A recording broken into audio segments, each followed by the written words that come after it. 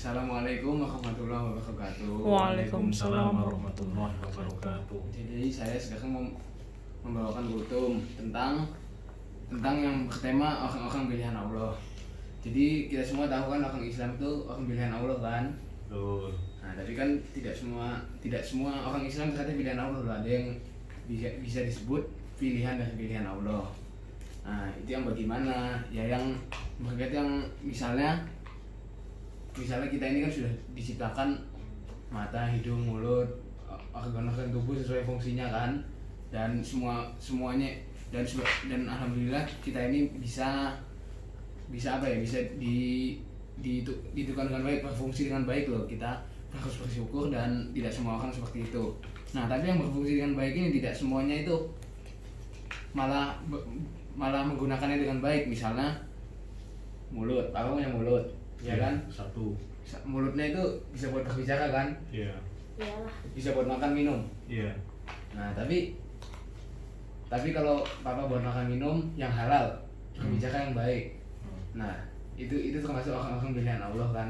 Nah, tapi ada orang yang malah dipakai berbicara kasar, mengumpat, atau makan makanan yang haram kan. Itu kan berarti sudah melenceng dari jalannya Allah, malah sudah dipengaruhi setan dia kan. Iya.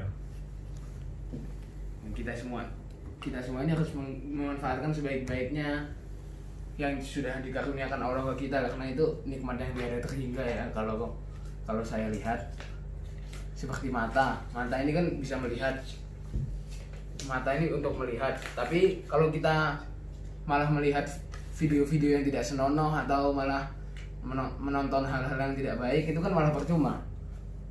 Semestinya bisa digunakan untuk mendengarkan kajian atau melihat ceramah di masjid gitu kan, jauh lebih bermanfaat dan mendatangkan dan malah mendatangkan pahala bagi kita daripada hanya mendatangkan dosa kalau hanya untuk melihat hal yang tidak baik itu kan. Atau menggunakan tangan atau kaki itu kalau digunakan ke masjid pahala nggak? Lipat-lipat. Menaikkan derajat kita juga kan. Betul. Tapi kalau kakinya digunakan menuju tempat maksiat, dosa. Tempat diskotik, klub malam, dosa kan? Dosa. Daripada dosa, mending cari pahala atau dosa? Cari pahala dan berkah.